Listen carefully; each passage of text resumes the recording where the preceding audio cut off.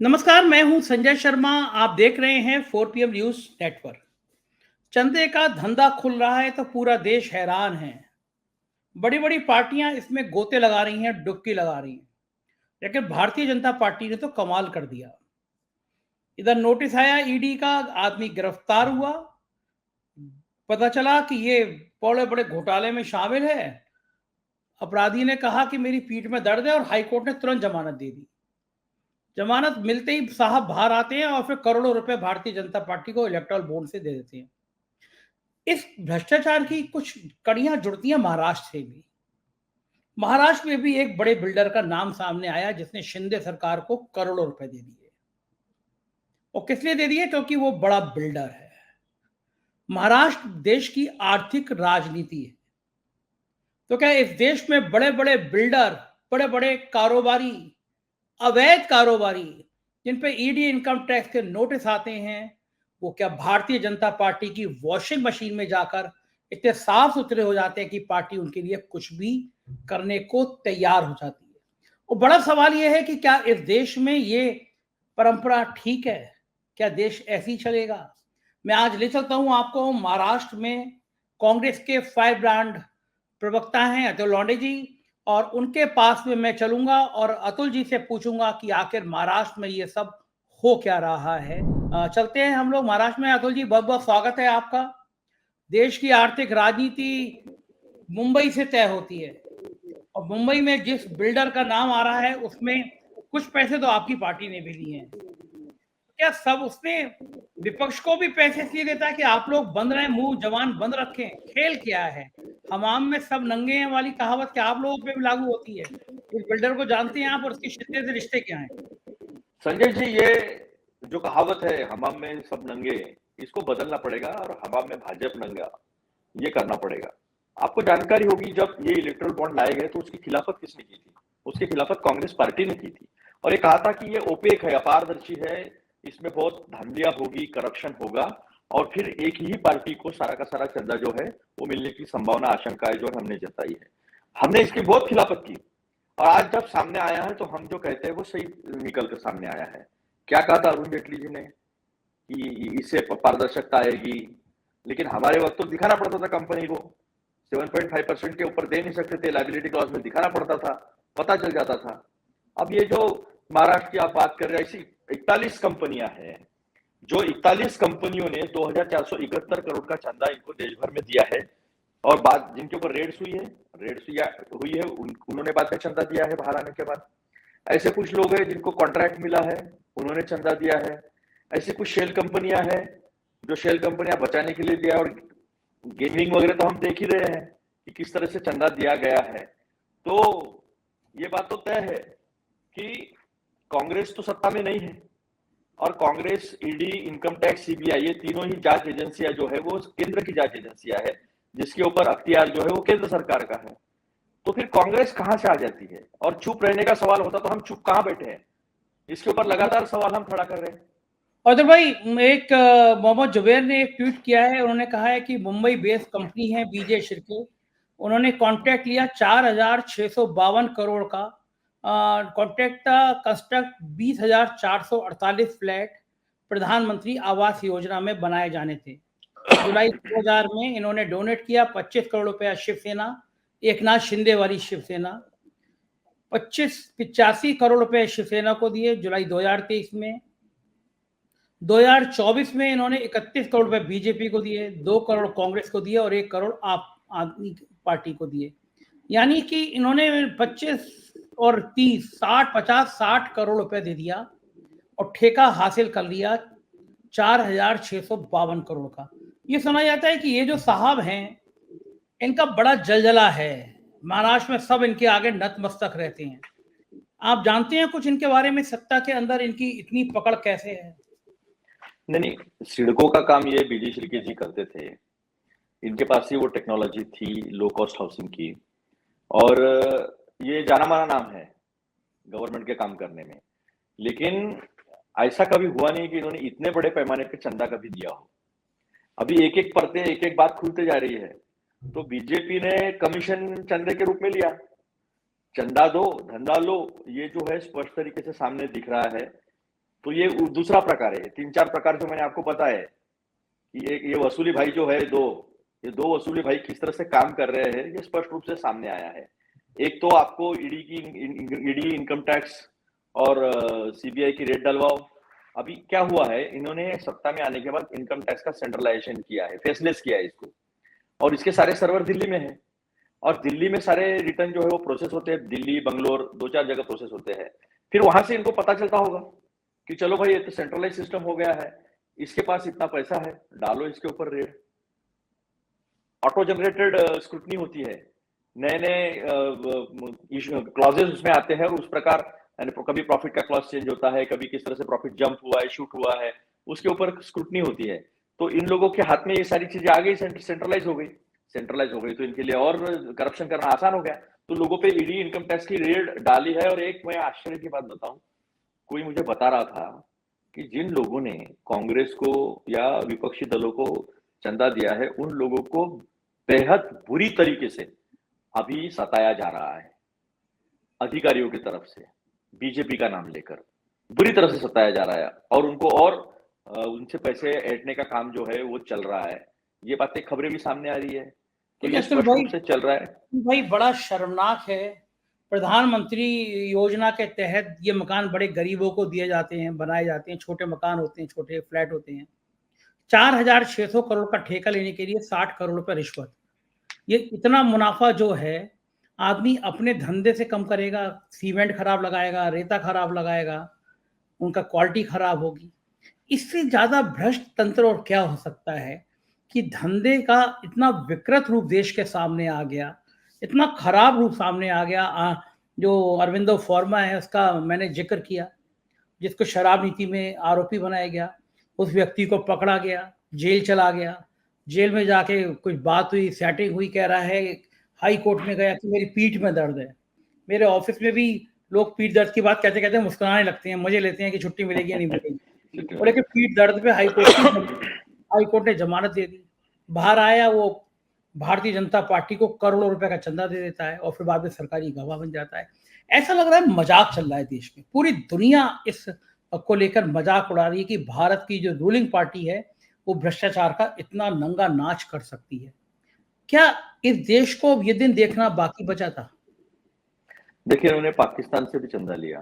पुलवामा में अटैक होने के बाद पाकिस्तान की एक कंपनी से चंदा लेते हैं। ये कितने बेशर्म लोग हैं, और जो भक्त लोग हैं इनके, जिन्हें लगता है ये बड़े देशभक्त लोग हैं, तो उनके सामने तो खुल गया। मैं तो ये कहता हूँ पीएम केयर जिस दिन खुलेगा ना, तो चाइना से कहाँ से पैसा लिया जो हमें शक है, वो भी सामने आ जाएगा। तो ये देश के सबसे खराब प्रधानमंत्री करके इनका इतिहास में नाम जो है दर्ज किया जाएगा। अब मैं कुछ और कंपनियां बताता हूँ। ये गौ माता को मानते हैं ना, गौ माता को हम पर काफी इन्होंने आरोप लगाए। बीफ एक्सपोर्ट में हम दुनिया में भी नंबर 1 पे है, जम के बड़ा है बीफ एक्सपोर्ट। अभी इन्होंने कौन से बीफ कंपनियों से पैसा लिया वो भी बताता हूँ मैं। 3 नाम है। एलन सन्स प्राइवेट लिमिटेड, इससे पर चंदा लिया है। ऑलमाइटी फाइनेंस एंड इन्वेस्टमेंट, ये नाम फाइनेंस एंड इन्वेस्टमेंट का है, लेकिन इनका काम है कत्तल खाने का। स्लॉटर हाउसेस है। Aves trading and finance private limited और फ्रिगारी फिगो एलेना। ये 4 कंपनियों से जो बीफ का काम करती है, गोमाता को मारते हैं लोग, इनसे भी इन्होंने पैसा लिया है। अब बताइए मुझे आप कि इन लोगों ने कि किसी बात की कोई शर्म, कोई लिहाज कुछ रखा है? कुछ भी नहीं रखा है। और गोदी मीडिया होने की वजह से ये बच जाते, छूट जाते हैं। अगर सही मायने में मीडिया 1 महीना अगर चला दे, इनकी सच्चाई दुनिया के सामने रख देना, तो ये सरकार, ये 50 सीट भी नहीं आएगी बीजेपी की। ये आज की सच्चाई है। पीएम केयर्स हो या फिर अभी हम देख रहे हैं इलेक्टोरल बॉन्ड्स हो, और इसके बाद भी अगर ये सत्ता में आते हैं तो समझ लो हम तानाशाह के अंदर चले जाएंगे। ये यूट्यूब भी भूल जाओ संजय भैया, इसके बाद में किसी को कोई काम नहीं करने दिया जाएगा। पकड़ो, उठो, ठूसो। मैंने तो ये भी सुना है कि बड़े बड़े पुलिस अफसरों की मीटिंग में ये कहा जाता है कि कहीं आपको डाउट है ना बीजेपी के खिलाफ काम कर रहा है, ये बीजेपी के खिलाफ आवाज उठा रहा है, उठा के जेल में डाल दो। ये देश में 15-20 हजार में एक वकील मिल जाता है। इस तरह की अगर सोच सरकार की होगी तो वो सरकार क्या करेगी? फिर 205 लाख करोड़ का कर्जा हो जाए, बेतहाशा बेरोजगारी बढ़ जाए, 18 से 25 साल की उम्र के लोगों में 44% बेरोजगारी है, किसान मर रहा है, अलग अलग तरह की योजनाएं ली जा रही है, और महिलाओं के साथ कितना अत्याचार हो रहा है, और देश के प्रधानमंत्री क्या कहते हैं, जान की बाजी लगा दूंगा। क्यों पहलवान बेटियों के वक्त जान की बाजी लगा देने का मौका नहीं था इनको? मणिपुर की बेटी आज जिस तरह से सैकड़ों केसेस हुई, एक केस हमारे सामने आई, वहां पर देश के गृह मंत्री जाकर आए, 3 दिन रहकर आए, तो उनको नहीं पता चला। जब इंटरनेट खुला और वो वीडियो सामने आया तो उसके बाद जनता को पता चला, और बेशर्मी से वहां का मुख्यमंत्री बीरेंद्र सिंह ये कहता है कि ऐसी सैकड़ों केसेस हुई है, तब जान की बाजी लगाने का मौका नहीं था इस देश के प्रधानमंत्री को, मिजोरम के चुनाव में तक नहीं गए हुए।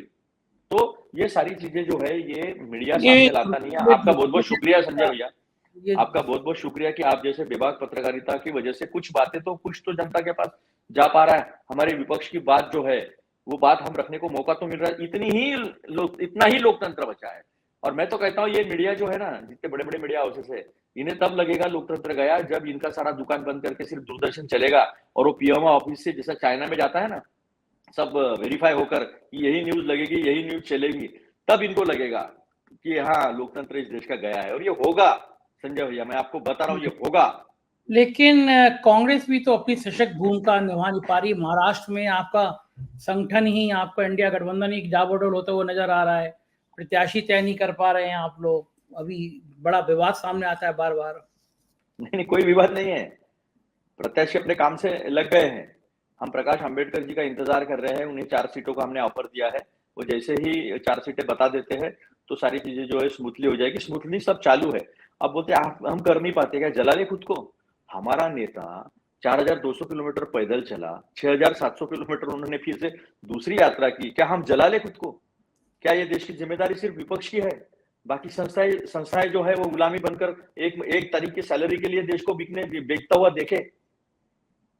ऐसा नहीं होगा ना संजय जी। वो कर रहे हैं, राहुल जी जितने बेबाकी से बात कर रहे हैं, राहुल जी पे इतने आरोप ये लोग करते हैं, लेकिन राहुल जी जो बात सामने रख रहे हैं, देश की बात कर रहे हैं, जनता में जाकर मिल रहे हैं। देश के प्रधानमंत्री तो आम घर से आए ना, लेकिन देश के प्रधानमंत्री के गाड़ी के 15 फीट 20 फीट आसपास कोई नहीं जा सकता है। और राहुल जी उस परिवार से आए हैं जिसमें सिक्योरिटी गार्ड ने ही इंदिरा जी को मार दिया था, राजीव जी को जमा कर लाना पड़ा, हाथ कहीं है पैर कहीं है, बम से उड़ा दिया था।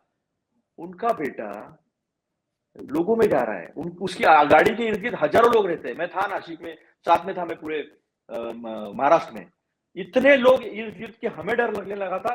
और राहुल जी हंसते मुस्कुराते सबसे हाथ मिला रहे थे, सबसे बात कर रहे थे, लोगों की बातें सुन रहे थे। हमें डर लगा था कुछ हो गया तो क्या होगा। यहाँ तो एक्सपीरियंस है ना, तो वो सोनिया जी नेता है, उनकी जिम्मेदारी है, लेकिन माँ भी तो है ना। लेकिन मोदी जी ऐसे बताएंगे जैसे मैं बहुत गरीब घर का लड़का हूँ, 10 लाख का सूट पहनते हैं, 1.5 लाख का मेबैक का चश्मा पहनते हैं, और 20 फुट तक उनके आसपास कोई आ नहीं सकता। ये कैसा रोड शो है? 500 मीटर का रोड शो 5-5 घंटे दिखाया जाता है। ये इंसान 10,000 किलोमीटर चल के देश को नाप लिया, देश को समझ लिया, 5 मिनट नहीं दिखाते। गोदी मीडिया का नाम गोदी मीडिया ऐसी रखा गया है। एक सीट की बड़ी चर्चा है, वो प्रधानमंत्री जी के वो प्रतिद्वंदी भी माने जाते हैं, गडकरी साहब, और कहा जा रहा है कि कांग्रेस खुद चाहती है कि वो जीत जाए। नागपुर से टिकट विकट भी फाइनल, मजबूत आदमी सामने नहीं आ रहा। बिल्कुल मजबूत आदमी सामने आया है। विकास ठाकरे जी हमारे वहां के अध्यक्ष है, विधायक है, और 7-8 साल से अध्यक्ष है। सारी संगठन उनके साथ में, हम लोग सब उनके साथ में है, और देखना पूरी ताकत से हम लड़ने वाले उनके खिलाफ। तो ये जो सोच है, ये बीजेपी का प्रोपोगंडा का तंत्र है कि हम गडकरी को हराने वाले नहीं है। क्यों? नाना पटोले जी लास्ट टाइम उसके साथ लड़े नहीं थे, टक्कर नहीं हुई थी, लेकिन सूद लेता है इलेक्शन कमीशन। हमने कहा था मशीनें चेंज हो रही है, हमने कहा था उसका रिकॉर्डिंग जो होता है ना, उसकी सीडी गायब हो गई, उसका जो सेव होता है जहां पर डेटा, वही गायब हो गया था। इतनी सारे हमने कंप्लेंट्स की है, लेकिन सूद ही नहीं लेता इलेक्शन कमीशन। और अभी तो इलेक्शन कमीशन जो है, गडकरी के विभाग में इतने करप्शन सामने आए, लेकिन कांग्रेस ने कभी गडकरी पर हमला नहीं किया। कौन कहता है हमला नहीं किया? मैंने खुद हमला किया है। जब कैग का आया था तब मैंने प्रेस कॉन्फ्रेंस की थी। जब उन्होंने कोविड के समय उन्होंने रेमडेसिविर और कॉल सेंटर का नंबर दिया था, तब भी मैंने उनके ऊपर क्रिटिसाइज किया था। और अभी भी ये बोलने वाले हम ही लोग हैं कांग्रेस के, जो 3,20,000 करोड़ का कर्जा किया है देश पर डिपार्टमेंट ऑफ हाईवे ने, मिनिस्ट्री ऑफ हाईवेज ने, ये हमने सामने रखा है। और वो अभी मैच्योर होंगे, सारे के सारे बॉन्ड जो है वो 2024 से मैच्योर होना शुरू हो जाएंगे। तो ये बातें हमने रखी है लोगों के सामने, मीडिया दिखाता नहीं है। हमने कितने आंदोलन किए, कितने रास्ते पर हम कितने बार आए। मैं खुद 2 बार जेल गया हूँ। देवेंद्र फडणवीस के घर के सामने मैंने अकेले ने आंदोलन किया है। देवेंद्र फडणवीस को मैंने चैलेंज किया है। कितना दिखाया? फास्ट न्यूज, अतुल लोंढे गिरफ्तार हो गए, अतुल लोंढे पाटिल ने चैलेंज किया था 10 सवाल का जवाब दो, जनादेश यात्रा के सामने जाके अकेला कहा था मैं अकेला आऊंगा, 10 सवाल पूछूंगा। 2019 में बात की, बस कुछ नहीं, अरेस्ट हो गए, मेरे घर को छावनी बना दिया था। तो ऐसा नहीं है संजय जी कि हम सवाल नहीं खड़े करते। ये एक नैरेटिव सेट किया गया कि देश का विपक्ष कुछ नहीं करता। कोई नेता देश के इतिहास में उत्तर से दक्षिण और पूरब से पश्चिम नहीं चला है। मानवीय सभ्यता के इतिहास में मैंने नहीं सुना, मैंने ऐसा कोई उदाहरण नहीं सुना कि कोई दोनों तरफ से चलकर लोगों से मिला है, लोगों की बात, देश को समझने की कोशिश की है। तो इतना होने के बाद भी ये नैरेटिव सेट कर अभी अल्टरनेटिव नहीं है। अरे देश बहुत बड़ा है। जब मोहम्मद रफी, मुकेश और किशोर कुमार इनके सिवा सिंगर नहीं ऐसा कहा जाता था, एक सोनी इंडियन आइडल शुरू हुआ, घर घर से रफी निकले हैं, घर घर से किशोर कुमार निकले, घर घर से मुकेश निकले, हम देख रहे हैं। तो ये जो हवा बनाई जा रही है मोदी जी के बारे में, तो मोदी जी ने किया क्या है? क्या किसानों का इनकम डबल किया? क्या उनको 1.5 गुना एमएसपी दी? क्या 2 करोड़ रोजगार दिए? क्या लोगों को 15-15 लाख रुपए? अभी स्विस बैंक में काला धन पैसा धन बढ़ा है, काला धन आया तो नहीं, काला धन बढ़ा है। तो ये सच्चाई लोगों के सामने जितनी प्रखरता से और मुखरता से जानी चाहिए वो जा नहीं रही। एक ही उदाहरण दूंगा मैं आपको संजय जी, अभी एक हत्या की है किसी मुस्लिम ने 3 बच्चों की, यूपी में। रोज चल रहा है सुबह से शाम तक। दिखाओ इलेक्ट्रल बॉन्ड सुबह से शाम तक, ये सरकार तो ऐसे ही गिर जाएगी। चुनाव की जरूरत नहीं है। ये बात मैं आपकी सहमत हूं कि मीडिया से लोगों को शिकायत है, और ये सच भी है कि मीडिया सत्ता से सवाल नहीं करता, सवाल विपक्ष से करता है। बहुत बहुत शुक्रिया अतुल जी, आपने हमें इतना समय दिया, हमसे बातचीत की, आभार। फिर थे अतुल पाटिल जी, कांग्रेस के फायर ब्रांड प्रवक्ता, बता रहे थे कि इलेक्टोरल बॉन्ड का सच क्या है और सरकार का सच क्या है, और दुखी थे कि देश का गोदी मीडिया इस तरह की खबरों को नहीं दिखाता। मुझे आपकी प्रतीक्षा रहेगी, आपके जवाब की, आपके कमेंट की। ये बातचीत कैसे लगी जरूर बताइएगा, चैनल को सब्सक्राइब और ज्वाइन करिएगा। Thank you.